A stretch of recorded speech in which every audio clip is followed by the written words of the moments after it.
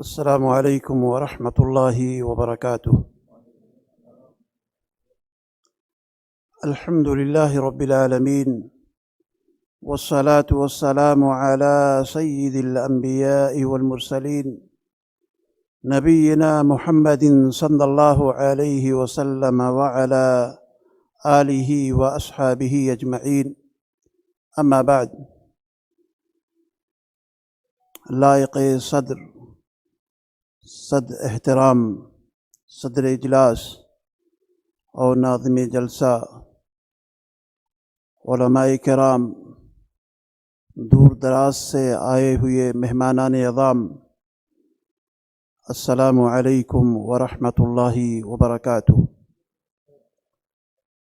یقیناً آج ہمارے لیے یہ بہت ہی خوشی کا موقع ہے کہ آج ہم آپ کے سامنے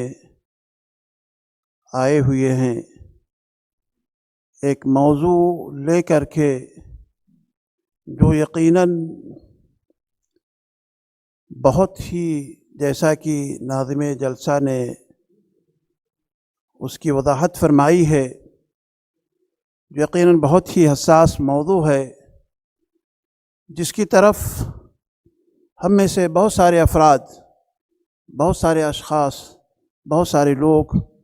ان کا نظریہ یہ ہے کہ یہ کام صرف اور صرف مردوں کا ہے، عورتوں کا اس میں حصہ نہیں ہونا چاہیے۔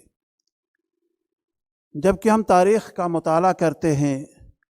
اور قرآن مقدس کی آیات پر غور کرتے ہیں، مفسرین کی رائوں کو جاننے کی کوشش کرتے ہیں، تو وہاں ہمیں پتہ چلتا ہے کہ نہیں، مرد حضرات ہی نہیں بلکہ عورتیں بھی اس میں برابر کی شریک ہیں۔ چنانچہ آئیے ہم آپ کو لے کر کے چل رہے ہیں قرآن مقدس کی ان آیات کی طرف اور پیارے حبیب جناب محمد رسول اللہ صلی اللہ علیہ وسلم کی ان احادیث کی طرف کہ جس کے ذریعے سے ہمیں یہ پتہ چلتا ہے کہ عورتیں اس میدان کے اندر عورتوں کو آنا چاہیے، اور حقیقت میں وہ آ چکی ہیں، اور یہ ابھی نہیں بلکہ پیارے حبیب جناب محمد رسول اللہ صلی اللہ علیہ وسلم کے اسی زمانے سے موجود ہیں، بلکہ اس سے پہلے کی بھی تاریخ اگر آپ دیکھیں گے تو عورتوں نے بہرحال اس میدان میں قدم رکھا ہے۔ چنانچہ سب سے پہلے حضرت ابراہیم علیہ السلام کے تعلق سے آتا ہے کہ ہمیں ابراہیم علیہ السلام اور ان کے ساتھ رہنے والوں کو ہمارے لیے نمونہ بنایا گیا ہے۔ قرآن حکیم کے اندر اللہ تعالیٰ نے ارشاد فرمایا، قد كانت لكم اسوة حسنة في ابراہیم والذین معه، یعنی آپ کے لیے، تمہارے لیے سیدنا ابراہیم علیہ السلام میں اور ان کے ساتھیوں میں بہترین نمونہ ہے۔ اور پیارے حبیب جناب محمد رسول اللہ صلی اللہ علیہ وسلم کے تعلق سے اللہ رب العالمین نے ارشاد فرمایا، لقد كان لكم في رسول الله اسوة حسنة لمن كان يرجو الله واليوم الآخر وذكر الله كثيرا، یقیناً تمہارے لیے رسول اکرم صلی اللہ علیہ وسلم میں عمدہ نمونہ موجود ہے، ہر اس آدمی کے لیے جو اللہ رب العالمین کی اور قیامت کے دن کی توقع رکھتا ہے اور بکثرت اللہ رب العالمین کو یاد کرتا ہے۔ انہیں نمونے کے طور پر کیوں کہا گیا؟ یعنی حضرت ابراہیم علیہ السلام کو اور پیارے حبیب صلی اللہ علیہ وسلم کو نمونے کے طور پر کیوں کہا گیا؟ وجہ یہ ہے عزیز ساتھیوں کہ ان دونوں پیغمبران اعظام نے اپنے تبلیغ کے دورے پر، اپنے تبلیغ کے مشن پر کبھی بھی کسی قوم کو، یعنی دوسرے لوگوں کو ایسے الفاظ سے، ایسے القاب سے خطاب نہیں فرمایا، ایسی چیزوں سے نہیں خطاب فرمایا کہ تم کافر ہو، تم مشرک ہو، تم منافق ہو، کہ جس سے ان کے دل آزاری ہو، بلکہ بڑے ہی احترام کے ساتھ، بڑے ہی اچھے القاب کے ساتھ، بڑے ہی اچھے الفاظ کے ساتھ انہوں نے دعوت دی۔ اور یہ دعوت پیارے حبیب صلی اللہ علیہ وسلم کی وفات کے بعد یہ دعوت کا سلسلہ آپ جیسے لوگوں کے سر آیا، اور پھر یہ سلسلہ آج تک چلا آ رہا ہے، جو چیز ہم اور آپ ایک دوسروں کو بیان کرتے ہیں، لیکن سوال یہ پیدا ہوتا ہے کہ آیا یہ چیز، یہ بھلائی کا حکم دینا یا برائیوں سے روکنا، کیا یہ چیز صرف اور صرف مردوں کے لیے خاص ہے یا عورتیں بھی اس کے اندر شامل ہوتی ہیں؟ جبکہ یہ معاملہ بڑا ہی اہم ہے اور اس کے لیے کہا یہی گیا ہے۔ جب ہم قرآن مقدس کی آیت کریمہ دیکھتے ہیں کہ جس آیت کے اندر اللہ تعالیٰ نے ارشاد فرمایا کنتم خیر امت اخرجت للناس، کنتم خیر امت اخرجت للناس تأمرون بالمعروف وتنہون عن المنکر، یہاں پر بہترین امت کا لقب کس کو دیا گیا ہے؟ ان افراد کو، ان اشخاص کو جن کے اندر یہ صفات پائی جاتی ہے کہ بھلائی کا حکم دیتے ہیں اور برائیوں سے روکتے ہیں۔ ایسے لوگوں کو نہیں دیا گیا ہے کہ جو لوگ نماز پڑھتے ہیں کہ انہیں کہہ دیا جائے کہ یہ بہترین امت ہے، بہترین لوگ ہیں، خیر الامم ہیں۔ نماز پڑھنے والے کو نہیں، زکوٰۃ دینے والے کو نہیں، حج کرنے والے کو نہیں، عمرہ کرنے والوں کو نہیں، سچ بولنے والے کو نہیں، جھوٹ سے دور رہنے والے شخص کو نہیں کہا گیا، بلکہ اس شخص کو کہا گیا ہے جو بھلائی کا حکم دینے والے ہیں اور برائیوں سے روکنے والے افراد ہیں۔ ایسے لوگوں کو کہا گیا کہ تم ہی سب سے بہتر امت ہو۔ اس کے اندر کنتم کا لفظ آیا ہے، گرچہ یہ جمع مذکر کا صیغہ ہے، لیکن یہ جمع مذکر کا صیغہ مذکر کے ساتھ ساتھ مؤنث بھی یعنی خواتین بھی اس کے اندر شامل ہیں۔ اسی طریقے سے پیارے حبیب جناب محمد رسول اللہ صلی اللہ علیہ وسلم کی ایک حدیث پاک ہے، جس حدیث کے اندر اللہ کے نبی صلی اللہ علیہ وسلم نے ارشاد فرمایا من رأى منکم منکرا فلیغیرہ بیدہ، یعنی کوئی بھی منکر،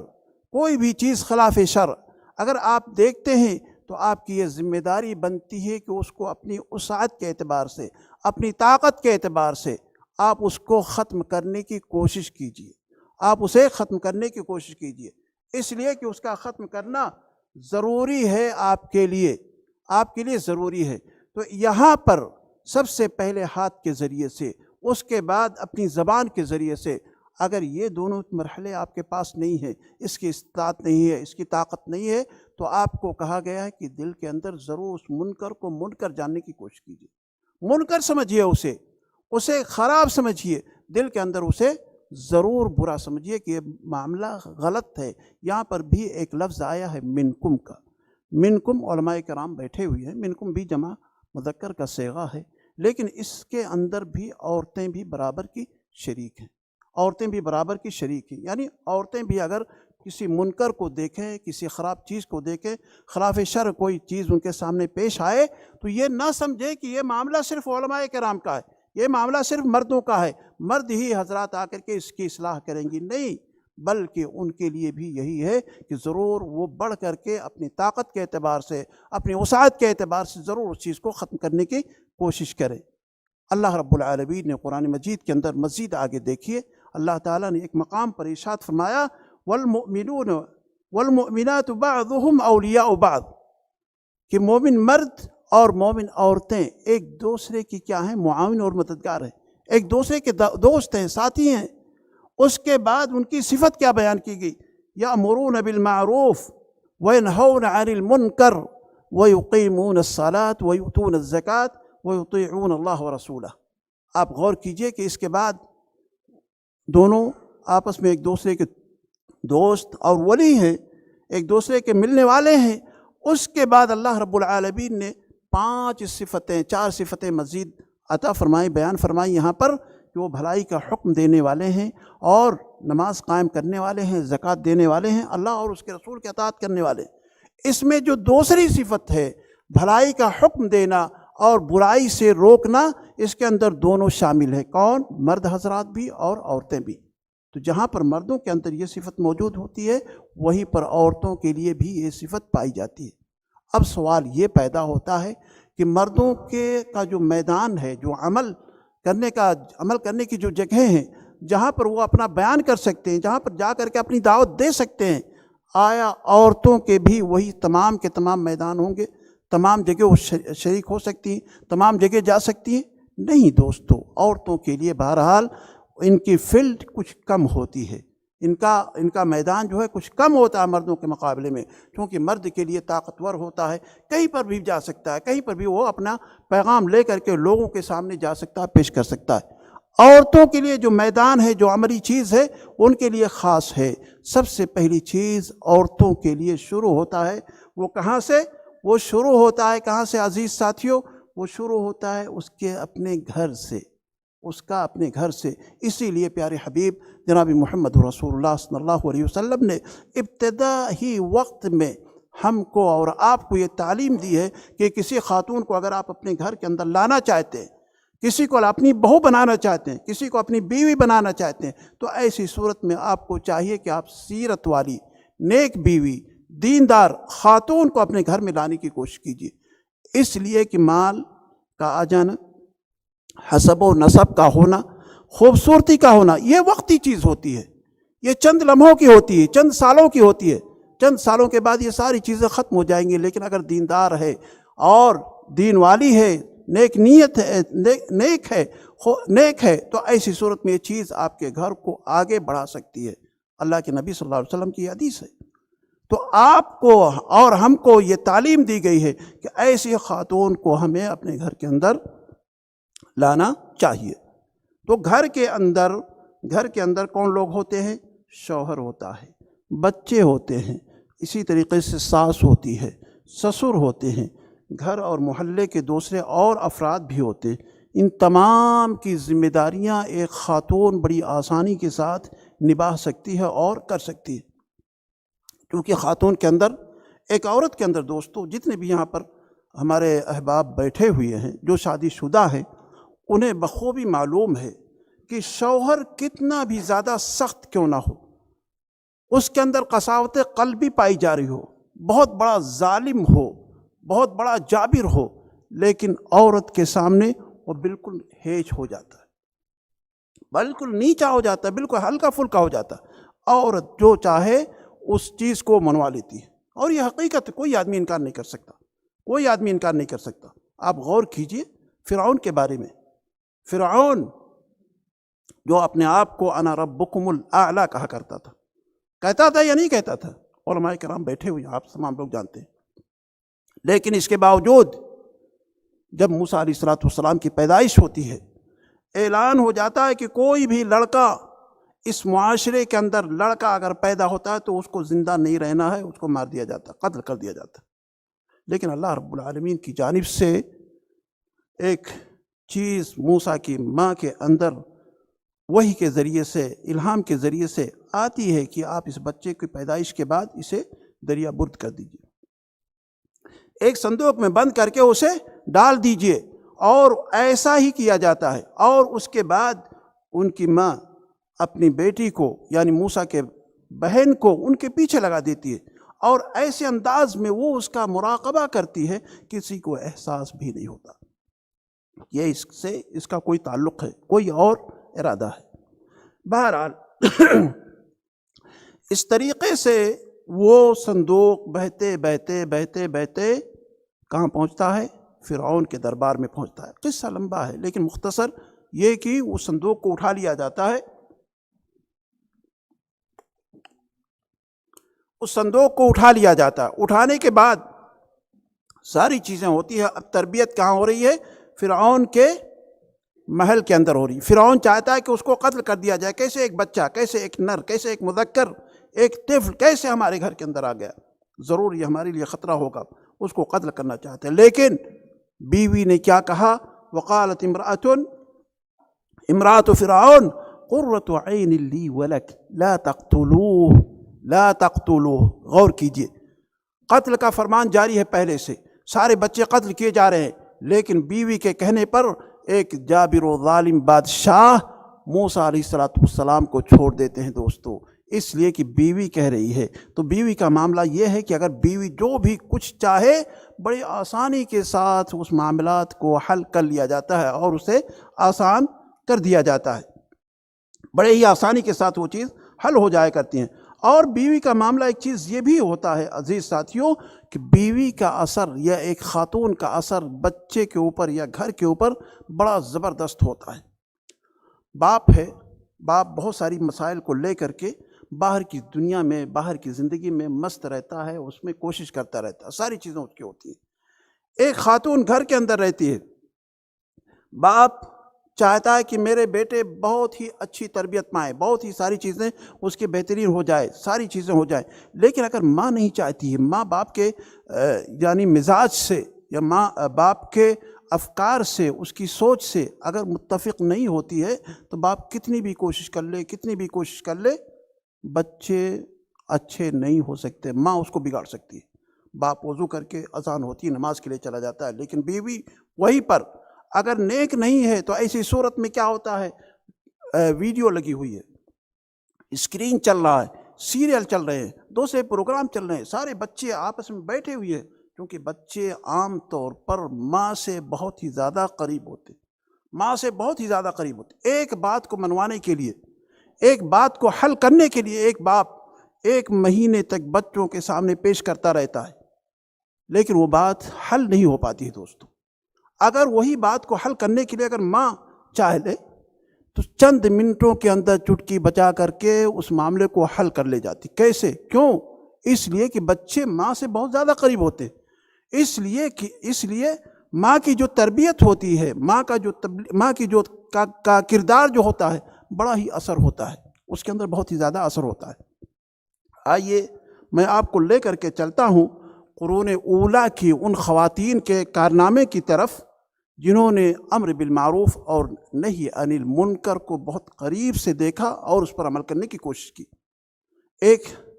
صحابیہ ہیں جن کا نام سلیم ہے، سلیم ہے۔ اللہ کے نبی جناب محمد رسول اللہ صلی اللہ علیہ وسلم کے اوپر وہ ایمان لے آتی۔ ان کے شوہر مالک بن نضر ہوتے، وہ اسلام قبول نہیں کرتے، اسلام قبول نہیں کرتے، وہ چاہتی ہیں کہ وہ اسلام میں داخل ہو جائیں، ان کے سامنے پیش کرتی ہیں، بچوں کے سامنے پیش کرتی ہیں، وہ کہتے ہیں کہ بچے میرے بچوں کو، میری اولاد کو خراب مت کرنا، وہ کہتی ہیں میں تمہاری اولاد کو خراب نہیں کر رہی ہوں۔ بچوں کے سامنے وہ پیش کرتی ہیں، کلمہ کی تلقین دلاتی ہیں، کلمہ کہلاتی ہیں، اسلام کے بارے میں پیش کرتی ہیں، بچے اسلام قبول کر لیتے، لیکن شوہر کے اس ناراضگی کی وجہ سے کوئی فکر انہیں نہیں ہوتا، کوئی معاملہ ان کے دل کے اندر نہیں آتا۔ وہ چاہتے ہیں کہ بھائی جاؤ تم جو کرنا چاہو کرو، لیکن میں اپنے کام پر، اپنے مشن پر باقی رہوں گی۔ چنانچہ شوہر مالک بن نضر ان کی باتوں کو نہ مان کر کے وہاں سے چھوڑ کر کے وہ دوسرے شہر شام چلے جاتے ہیں ناراض ہو کر کے، اور وہیں ان کی وفات ہو جاتی ہے۔ ادھر سلیم کے جو صاحبزادے انس ہوتے ہیں رضی اللہ تعالی عنہ اسلام قبول کر لیتے ہیں، اور پھر اس کے بعد ابو طلحہ رضی اللہ تعالی عنہ نکاح کا پیغام لے کر کے سلیم کے پاس پہنچتے ہیں۔ آپ ان کی جرأت مندانہ جرأت کو دیکھیے، سلیم کی جرأت کو دیکھیے، ان کا پیغام شادی کا پیغام آتا ہے، لیکن اس کے باوجود وہ فوراً قبول نہیں کرتی ہیں، بلکہ کہتی ہیں، کیا کہتی ہیں کہ تم ایک کافر شخص ہو، ایک کافر آدمی ہو، اور میں مسلمان آدمی ہوں، اور میں ایک مسلمان عورت ہوں، وَلَا يَحِلُّ لِي أَنْ أَتَزَوَّجَ مِنْكِ، اور میرے لیے جائز نہیں کہ میں تم سے شادی کروں، یہ ہو ہی نہیں سکتا کہ میرا اور آپ کا نکاح ہو سکے، ایسا نہیں ہو سکتا۔ لیکن ایک شرط لگایا، شرط دیکھیے، فَإِن تُسْلِمْ، اگر تم اسلام قبول کر لو، اگر تم اسلام قبول کر لو، دیکھیے کتنی بہترین تبلیغ ہو رہی ہے، کتنا بہترین اپنا کردار ان کے سامنے پیش کیا جا رہا۔ فَإِن تُسْلِمْ، اگر تم اسلام قبول کر لو، فَذَاكَ مَهْرِي، تو یہی ہمارے لیے کیا ہوگا، مہر ہوگا، لَا أَسْأَلُكَ غَيْرَهُ، اس کے بعد میں مہر کے تعلق سے کوئی سوال نہیں کروں گا۔ جیسے ہم لوگ مہر میں 1 لاکھ 2 لاکھ 10,000 2,000 جو بھی ہم مہر باندھتے ہیں شادی کے موقع پر، وہ کہتے ہیں کہ اسلام لانا ہی تمہارا یہ مہر، میرا مہر ہوگا، میں اس کے علاوہ کچھ نہیں کہوں گا۔ وہ کہتے ہیں بھائی تھوڑی دیر کے لیے مجھے مہلت دے دیا جائے، میں اس کے بارے میں سوچوں۔ وہ چلے جاتے ہیں واپس، پھر کچھ لمحات کے بعد، کچھ دنوں کے بعد دوبارہ آتے ہیں اور پھر کلمہ شہادت پڑھ کر کے وہ اسلام کے اندر داخل ہوتے ہیں۔ غور کیجئے یہاں پر سلیم رضی اللہ تعالی عنہ نے کس طریقے سے تبلیغ کو ایک ایسے شخص کے سامنے پیش فرمایا جس نے اس چیز کو ماننے کے لیے تیار ہو گیا، اور ایسی شرط لگائی جس کے بارے میں راوی کا بیان ہے کہ اس سے بہترین مہر اسلام کے اندر کسی کے بارے میں سنا ہی نہیں گیا، کہ اسلام کیا ہو، مہر کیا ہو، اسلام ہو، اسلام لانا ہو، اس سے بہتر کوئی چیز نہیں۔ اور اس کے علاوہ حکیم کا بھی معاملہ بڑا ہی عجیب ہوتا ہے۔ یہ ابو جہل کی بہو ہوتی ہے، اکرمہ کی بیوی ہوتی ہے، یہ بھی فتح مکہ کے موقع پر اسلام قبول کر لیتی ہیں، فتح مکہ کے موقع پر اسلام قبول کر لیتی ہیں۔ اکرمہ کا معاملہ یہ ہوتا ہے اس زمانے میں کہ وہ مسلمانوں کا سخت دشمن ہوتا ہے، مسلمانوں سے سخت دشمنی کرتا ہے۔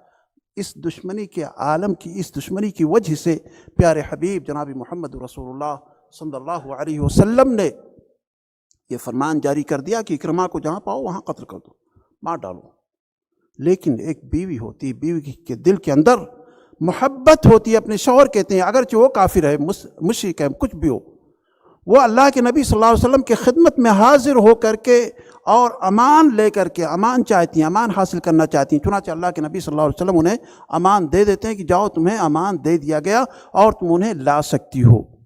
وہ ان کے لیے جاتی ہیں، ان کے پاس جاتی ہیں، اور وہ یمن چلا جاتا ہے وہ شخص، وہاں جا کر کے پیش کرتی ہیں، بیان کرتی ہیں کہ میں ایک ایسے شخص کے پاس سے آ رہی ہوں جو سب سے زیادہ سچ بولنے والا ہے، سب سے زیادہ صلہ رحمی کرنے والا ہے، سب سے اچھی باتیں بتانے والا ہے، اور میں نے تمہارے لیے امن لے لیا ہے، امن حاصل کر لیا ہے۔ تم اگر اسلام قبول کر لیتے ہو تو اللہ کے رسول صلی اللہ علیہ وسلم کے دربار میں تمہیں امن مل جاتا ہے۔ لیکن اگر اسلام قبول نہیں کرتے ہو تو ایسی صورت میں جان لو میرا اور تمہارا معاملہ بالکل الگ ہے، میں تمہاری بیوی نہیں ہوں۔ بالکل صاف لفظوں میں یہ چیز ان کے سامنے پیش کر دیا جاتا ہے، اور ان کی اس تبلیغ کی وجہ سے، اس کردار کی وجہ سے وہ اسلام کے اندر داخل ہو جاتے ہیں۔ یہ ام حکیم کا معاملہ ہے عزیز ساتھیوں۔ تو ہم یہ کہہ سکتے ہیں کہ ایک خاتون اس زمانے میں جو اپنے شوہروں کے ساتھ، اپنے گھر والوں کے ساتھ عمل کرتی تھی، آج بھی ہماری خواتین بڑے اچھے انداز میں ہمارے گھروں کے اندر وہ معاملہ کر سکتی ہیں۔ آج ہمارے گھروں کے اندر کیا ہوتا ہے اس کا موازنہ بھی آپ کر لیجئے، موازنہ کر لیجئے۔ کیا ہے، ہماری جو مائیں ہیں، بہنیں ہیں، یا بڑی عمر کی جو عورتیں ہیں، وہ تو اپنا ساری چیزیں ٹھیک ہے اللہ اللہ کر رہی ہیں، نماز پڑھ رہی ہیں، سب روزے رکھ رہی ہیں، لیکن ان کی جو بیٹیاں ان کے سامنے ہیں، جو ان کے پاس جو بیٹیاں پیدا ہو رہی ہیں، جو سامنے جا رہی ہیں، ان کے اوپر ان کی کوئی گرفت نہیں ہوتی ہے کہ تم کہاں جا رہی ہو، کہاں آ رہی ہو، کیسے لباس ہے، کیسے کیا ہے، کیسے کیا ہے، یہ چیزیں ان کے اندر نہیں پائی جاتی۔ یہ چیز بالکل سراسر غلط ہے دوستو۔ اور ایک چیز یہ بھی آپ جانتے ہوئے چلیے کہ اسلام کی جو سب سے پہلے اسلام لانے والی خاتون ہیں وہ حضرت خدیجہ رضی اللہ تعالی عنہا کی ذات گرامی، پیارے نبی جناب محمد رسول اللہ صلی اللہ علیہ وسلم کی ذات گرامی پر جب وحی کا نزول ہوتا ہے، جب وحی آتی ہے، تو ایسے موقع پر آپ کو کچھ تکلیف ہوتی ہے، آپ سوچتے ہیں کہ ہاں ہمارے لیے کچھ پریشانی کا عالم آنے والا ہے۔ چنانچہ بھاگتے ہوئے تکلیف کے عالم میں گھر پہنچتے ہیں، اور زمبلونی زمبلونی کا لفظ آپ کہتے ہیں کہ مجھے چادر اڑاؤ، چادر اڑاؤ، لحاف اڑاؤ۔ لیکن جب تھوڑا افاقہ ہوتا ہے، پریشانی سے تھوڑا نکلتے ہیں، تو کہتے ہیں کیا ہیں، لقد خشیت علی نفسی، خدیجہ مجھے اپنے نفس پر، اپنے آپ پر کچھ ڈر محسوس ہو رہا ہے، کوئی خوف آ رہا ہے، لگتا ہے کہ میری جان جانے والی ہے، کوئی پریشانی ہے۔ لیکن خدیجہ نے کیا کہا دوستو، غور کرو آج آپ اپنی بیوی کے تعلق سے، آپ آفس سے آتے ہو، پریشانی کا عالم ہوتا ہے، آپ کی نوکری جا رہی ہوتی ہے، آپ کے پاس آپ کا ایکسیڈنٹ ہو جاتا ہے، کوئی معاملہ ہو جاتا ہے، آپ گھر آتے ہو تو آپ کے ساتھ آپ کی بیوی بچے کیسے معاملہ کرتے ہیں، کیا معاملہ کرتے ہیں، آپ کو حوصلہ دلاتے ہیں کیا نہیں دلاتے ہیں، کوئی بات کرتے ہیں یا نہیں کرتے ہیں، بہت ساری چیزیں، بہت بڑا اختلاف پایا جاتا ہے۔ لیکن حضرت خدیجہ رضی اللہ تعالی عنہا نے اس موقع پر کیا کہا، کلا ابشر، کلا واللہ لا یخزیک اللہ ابدا، ہرگز نہیں، اللہ کی قسم، اللہ تجھے یعنی تجھے پریشان نہیں کرے گا، تجھے مایوس نہیں کرے گا، تیرے اوپر کوئی پریشانی نہیں آئے گی اللہ تعالیٰ کی جانب سے۔ کیوں نہیں آئے گی؟ اس کے اوصاف بیان کرنا شروع کر دیے، اس لیے کہ تو صلہ رحمی کرتا ہے،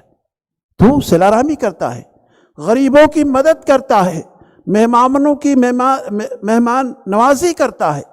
اور اسی کے ساتھ ساتھ جو پریشان حال ہیں ان کی پریشانیوں کو حل کرنے کے طریقے ڈھونڈتا ہے، ان کی تمام چیزوں کو حل کرتا ہے۔ تیرے پاس اس طرح کی کوئی چیز نہیں آ سکتی۔ دیکھیں ایک خاتون نے کس طریقے سے دلاسا دلایا، حوصلہ دلایا، اور تبلیغ کی، اور اپنا کردار ادا کیا اپنے شوہر کے سامنے، کس طریقے کی کوئی چیز ان کے پاس نہیں آ سکتی۔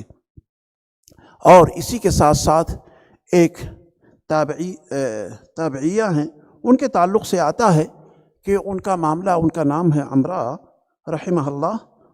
وہ اپنے شوہر کو جگانے کے لیے، عبادت کے لیے رات کے وقت جگاتی ہیں۔ کتنے بہترین الفاظ کے ساتھ، کتنے اچھے الفاظ کے ساتھ دوستو، آپ اس کو غور سے پڑھیے۔ جس الفاظ کو حافظ ابن جوزی نے ذکر فرمایا ہے، وہ کہتے ہیں کہ ایک رات عمرہ بیدار ہوئی، رات میں بیدار ہوئی، رات میں نیند کھلی، اور ان کے شوہر حبیب اجمی سو رہے تھے۔ انہوں نے سحری کے وقت شوہر کو یہ کہتے ہوئے بیدار کیا، اے بندے اٹھو، اے بندے اٹھو، رات بیت چکی ہے، رات بیت چکی ہے، یعنی رات ختم ہو رہی ہے، رات ختم ہو رہی ہے اور دن آ چکا، دن قریب ہے کہ دن آ جائے۔ آپ کو طویل سفر طے کرنا ہے اور زیادہ سفر تھوڑا ہے، زیادہ سفر تھوڑا ہے۔ نیک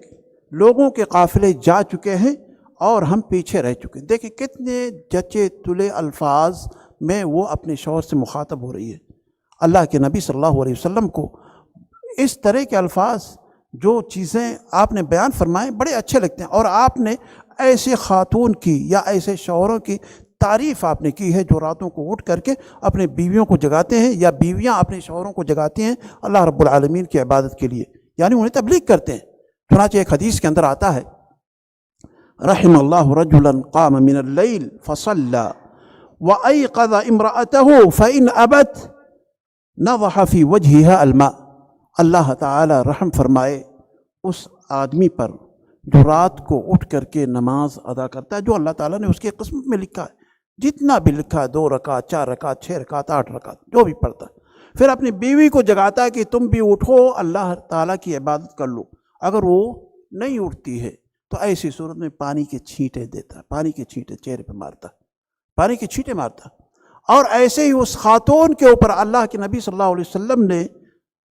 دعا فرمائی کہ اللہ تعالیٰ اس پہ اوپر رحم فرمائے، جو خاتون رات کو اٹھتی ہے اور نماز ادا کرتی ہے، تہجد پڑھتی ہے، اور پھر اپنے شوہر کو بھی بیدار کرتی ہے کہ تم بھی اٹھو اور تم بھی نماز کے لیے جاگ جاؤ۔ اگر شوہر کسی وجہ سے بوجھل ہے اپنی نیند کے اندر، تو ایسی صورت میں وہ کیا کرتی ہے، اس کے اوپر بھی چھینٹے پانی کی مارتی ہے تاکہ وہ بیدار ہو جائے اور نماز ادا کر لے۔ تو ایسے مرد کے لیے اور ایسے خاتون کے لیے پیارے حبیب جناب محمد رسول اللہ صلی اللہ علیہ وسلم کی احادیث آئی ہوئی ہے کہ ایسے لوگوں کو اس طریقے سے کیا کیا جائے، اٹھایا جائے، اور ان کے اوپر اللہ رب العالمین کی جانب سے اور پیارے حبیب جناب محمد رسول اللہ صلی اللہ علیہ وسلم کی طرف سے بہت بڑا انعام دیا جاتا ہے۔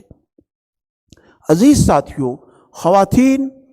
امر بالمعروف اور نہی عن المنکر میں بہت ہی آگے ہوا کرتی ہیں۔ چنانچہ میں ایک واقعہ آپ کے سامنے پیش کرتا ہوں۔ حاتم طائی کا نام آپ نے سنا ہوگا۔ حاتم طائی ایک بہت ہی زیادہ دل کھول کر کے اللہ کے راستے میں خرچ کرنے والے تھے۔ ان کی بہن کا نام ہے سقانہ۔ یہ ایک لشکر کے اندر، یہ اللہ کے نبی صلی اللہ علیہ وسلم کے پاس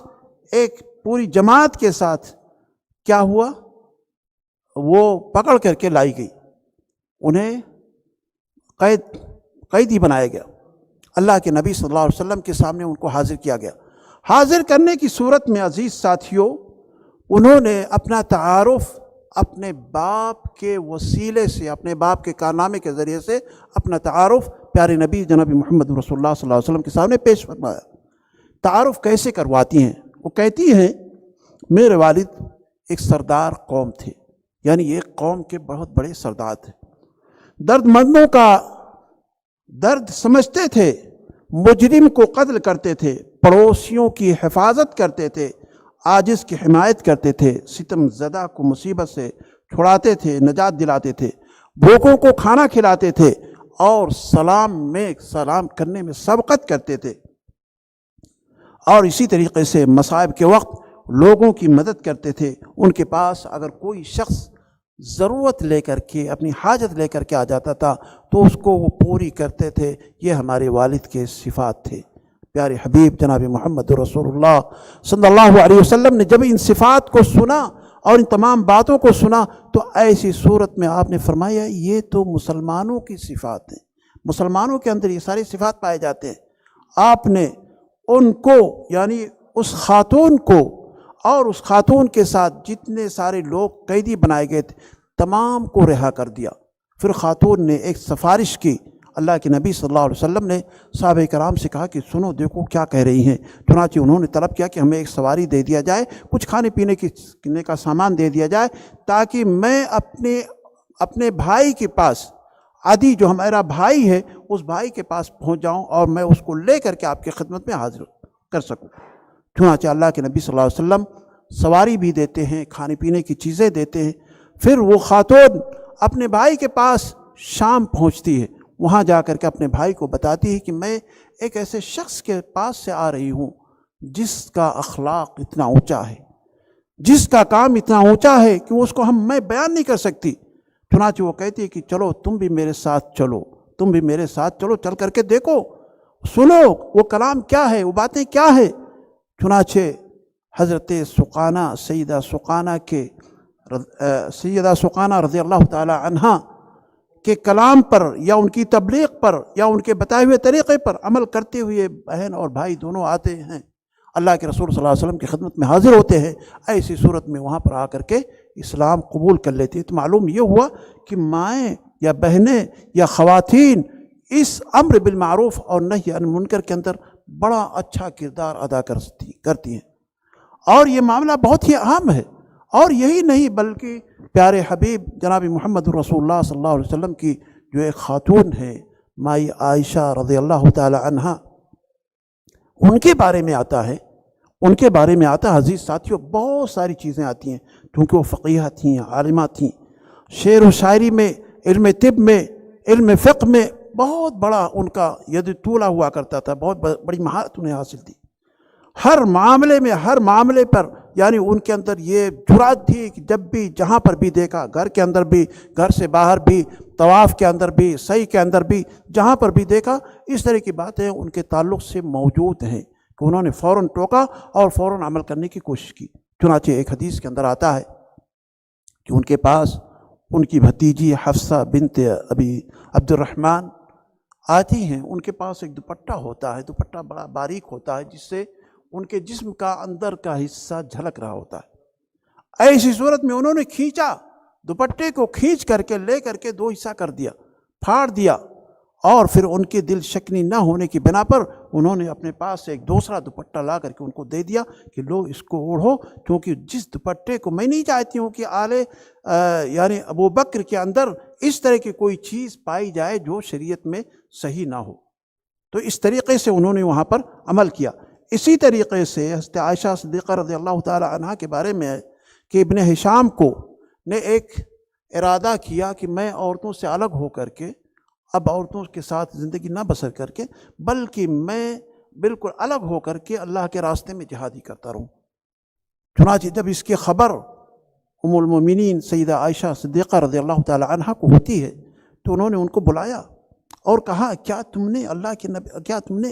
اللہ تعالیٰ کے کلام نہیں پڑھا؟ کہ اللہ رب العالمین نے قرآن مجید کے اندر ارشاد فرمایا لقد کان لکم فی رسول اللہ اسوۃ حسنہ، کہ تمہارے لیے بہترین نصیحت ہے پیارے نبی جناب محمد رسول اللہ صلی اللہ علیہ وسلم کی ذات گرامی میں۔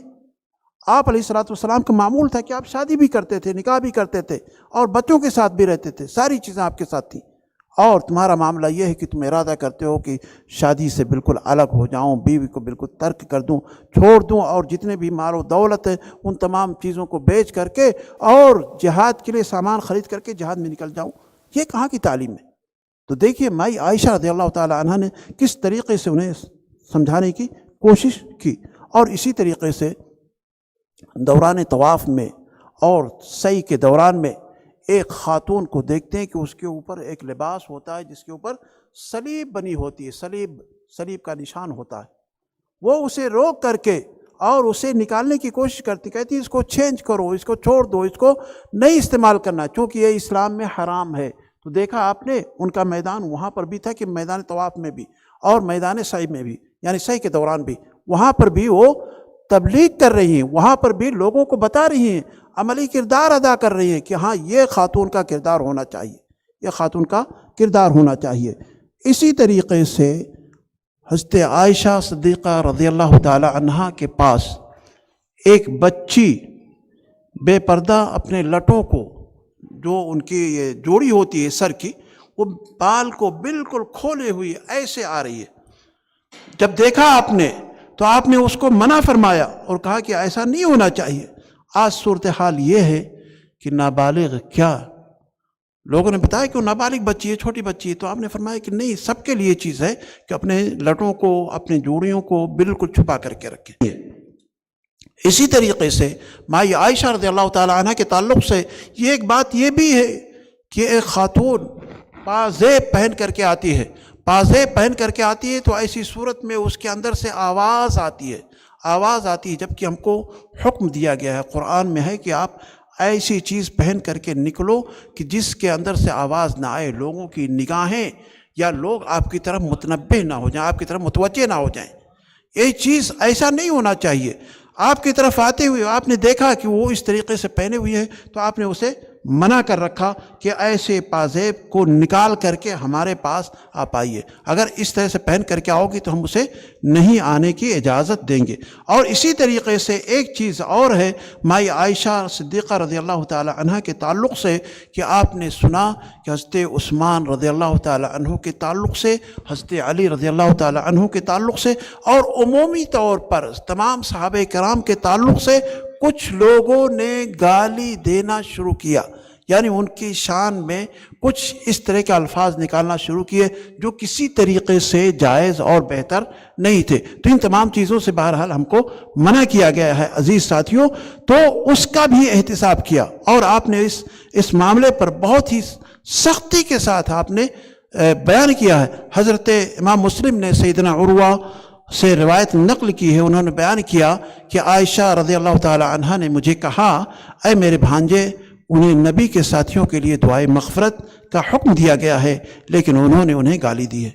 حضرات صحابہ کو گالی دینے سے متعلق اگر آپ احادیث کی کتاب میں دیکھیں گے تو متعدد احادیث موجود ہیں جس میں اللہ کے نبی صلی اللہ علیہ وسلم نے ارشاد فرمایا، لا تسبوا اصحابی، لا تسبوا اصحابی، کہ میرے صحابہ کرام کو گالی مت دو، گالی مت دو، اس لیے کہ اگر صحابہ کرام جو کچھ خرچ کرتے ہیں تم اس کے نصف، اس کا عشر عشیر تک بھی نہیں پہنچ سکتے، کچھ بھی نہیں کر سکتے ہو، ان کا جو مقام ہے، ان کا جو مرتبہ ہے، ہم لوگ کہیں بھی نہیں پہنچ سکتے ہیں عزیز ساتھیوں۔ اس لیے صحابہ کرام کے ساتھ بھی اس طرح کی چیزیں کرنے سے ہمیں منع کیا گیا ہے۔ آخری بات جو خواتین کی تعلق سے میں آپ کے سامنے رکھنا چاہتا ہوں کہ خواتین نے کس طریقے سے اپنے بھائی کے اوپر اس تبلیغ کا اثر ڈالا ہے، اس چیز پہ آپ غور کیجئے۔ حضرت فاطمہ بنت خطاب رضی اللہ تعالی عنہ اسلام قبول کرتی ہیں، ان کے شوہر سعید ہوتے ہیں، ان کے معلم جو قرآن انہیں سکھا رہے ہوتے ہیں وہ خباب ہوتے ہیں۔ اب دیکھیے، غور کیجئے، لوگ ایک کمرے کے اندر، ایک گھر کے اندر اپنا پڑھا رہے ہیں اور اس طریقے سے یہ چیزیں ہو رہی ہیں، اور ادھر ان کا بھائی جسے ہم عمر بن خطاب کہتے ہیں، بالکل اسلام کے خلاف ساری دشمنی جتنی بھی ہو سکتی ہے نکالنے کے لیے اپنے گھر سے تلوار بندوق لے کر کے نکلتا ہے کہ آج اسلام کا قلعہ قمع کر دیں گے، ساری چیزیں ختم ہو جائیں گی، کوئی اسلام لانے والا یا اس کا نام لینے والا نہیں رہے گا، یہ سوچتا ہے۔ وہ نکلتے ہیں، انہیں راستے میں خبر دی جاتی ہے کہ بھائی تم جس چیز کے ختم کرنے کے بارے میں سوچ رہے ہو، پہلے اپنے گھر کی خبر لو، اپنی بہن کے بارے میں سوچو، اس کے بارے میں دیکھو کیا ہے معاملہ۔ چنانچہ وہ رسول اکرم جناب محمد رسول اللہ صلی اللہ علیہ وسلم کے پاس جانے کے بجائے اپنی بہن کے گھر پہنچتے ہیں، دیکھتے کیا ہیں، سنتے ہیں، قرآن کی آیات ان کے کانوں سے ٹکراتی ہے، دروازہ کھلواتے ہیں، داخل ہوتے ہیں اور بہنوئی کو خوب مارتے ہیں، بہنوئی کو مارتے ہیں، خون نکلتا ہے، بہن بیچ میں آ جاتی ہے، بہن کو بھی مارتے ہیں اور کہتے ہیں کہ میں نے سنا کہ تم اسلام لے آئی ہو، تمہارا یہ معاملہ ہے، تمہارا یہ معاملہ ہے۔ بہن نے کیا کہا؟ قد اسلمنا وتابعنا محمد صلی اللہ علیہ وسلم ابدا بما بدا لک۔ دیکھیے، بالکل جرأت کے ساتھ بہن نے کہا کہ ہم اسلام قبول کر چکے ہیں، اسلام لے آئے ہیں، اسلام کی تبلیغ کرتے ہیں، اسلام کو سیکھ رہے ہیں اور محمد صلی اللہ علیہ وسلم کو مانتے ہیں، تمہارا جو چیز جی چاہے کر لو، کوئی بات نہیں۔ حضرت عمر ان کو پریشان ہو جاتے ہیں، ان کو سمجھ میں آ جاتی ہے ہاں کوئی مسئلہ ہے، ضرور اس کے بارے میں ہم کو سوچنا چاہیے، یعنی اللہ رب العالمین کی جانب سے ضرور ان کے دل کے اندر تھوڑی سی رحم پیدا ہو جاتا ہے، اور اس طریقے سے وہ سوچ میں پڑ جاتے ہیں۔ چنانچہ وہ کہتے ہیں کہ لاؤ دکھاؤ ہمیں کیا چیز تم لوگ استعمال کر رہے ہو یا کس کو پڑھ رہے تھے۔ انہوں نے کہا نہیں، ہرگز نہیں، تم ایسے نہیں پڑھ سکتے، اس کے پڑھنے کے لیے انسان کے لیے پاک صاف ہونا ضروری ہے، جاؤ غسل کرو۔ غسل کر کے آئے، اس کے بعد سورۃ طٰہٰ کی ابتدائی آیات انہیں پیش کی گئی، لیکن یہ بہن کا معاملہ تھا کہ بہن نے بڑے ہی اچھے انداز میں ان کے سامنے پیش کیا۔ بہن کی تبلیغ نے، بہن کی دعوتی مسئلے نے ان کے دل کو نرم کر دیا اور وہ اسلام کے اندر داخل ہو گئے۔ تو دوستو، ہم کو چاہیے کہ ہم اس معاملے کو یہ نہ سمجھیں کہ یہ معاملہ صرف اور صرف علماء کرام کے ساتھ خاص ہے، مردوں کے ساتھ خاص ہے، نہیں، اس کام کے لیے ہماری عورتیں بھی خاص ہیں، لیکن عورتوں کا جو محور ہے، جو میدان ہے، جو جگہ ہے، جو جہاں وہ کام کر سکتی ہیں، وہ ان کے لیے سب سے پہلے اپنا ان کا گھر ہوتا ہے، کیونکہ گھر کے اندر جیسا کہ میں نے بتایا کہ ان کے شوہر ہیں، شوہر کے ذریعے سے اپنا ڈسکس کریں، اپنی اولاد کے صحیح راستے پر لانے کی کوشش کریں، پھر اس کے بعد اپنے پڑوسیوں کے بارے میں سوچیں، پھر اس کے بعد اگر وہ چاہتی ہیں، کیونکہ دیکھیے سعودی عرب میں اللہ کا شکر ہے کہ دعوت و تبلیغ کا سلسلہ جاری ہے، مرد حضرات جہاں پر دعوت کا کام کر رہے ہیں سعودی، ایسی ہی خواتین بھی مسجدوں کے اندر ان کا محاضرہ ہوتا ہے، مسجدوں کے اندر ہوتا ہے، مدارسوں کے اندر ہوتا ہے، دیگر محفلوں کے اندر ہوتا ہے۔ تو اس طریقے سے جہاں پر عورتوں کا پروگرام ہو، عورتیں ایک جگہ اکٹھا ہوں، تو یقین جانیے کہ بہت بڑا کام ہو سکتا ہے۔ اور میں یہ چیلنج کے ساتھ کرتا ہوں، اگر 10 پروگرام مردوں کے ہوتے ہیں، ایک پروگرام صرف عورتوں کا کرا دیجیے، جتنا فائدہ ایک پروگرام سے عورتوں کو ہوگا، 10 پروگرام میں عورتیں اگر شامل ہوتی ہیں اتنا فائدہ نہیں ہو سکتا۔ یہ میں چیلنج کے ساتھ کر رہا ہوں۔ تو اگر عورتوں کے لیے آپ خصوصی طور پر کوئی پروگرام کرتے ہیں اور عورتیں اس میں محاضرین کی حیثیت سے یا معلمین کی حیثیت سے، معلمات کی حیثیت سے اگر وہ پیش کرتی ہیں اور وہ لیکچر دیتی ہیں، تو انشاءاللہ اس کا اثر بہت ہی زیادہ رہے گا، کیونکہ عورتوں کی باتیں بڑی جلد عورتوں کے دلوں کے اندر اور لوگوں کے دلوں کے اندر آتی ہے۔ میں اللہ رب العالمین سے دعا کرتا ہوں کہ الہ العالمین ہم تمام لوگوں کو دین کی خدمات کرنے کی اللہ تعالیٰ توفیق عطا فرمائے، اور جہاں پر بھی ہم منکر کو دیکھیں، اس منکر چیز کو ختم کرنے کی اللہ تعالیٰ ہمیں اپنی وسعت کے اعتبار سے، اپنی طاقت کے اعتبار سے اللہ تعالیٰ ہمیں توفیق عطا فرمائے، اور اللہ تعالیٰ ہمیں اپنے خواتین کی، اپنے گھر کی عورتوں کو بھی اصلاح کرنے کی توفیق عطا فرمائے، اور ہم اپنے عورتوں میں جا کر کے، گھر میں جا کر کے عورتوں کو بھی اس بات کی طرف رغبت دلائیں، ترغیب دلائیں کہ وہ بھی دین کا کام آگے بڑھنے کی کوشش کریں۔ وآخر دعوانا ان الحمد للہ رب العالمین۔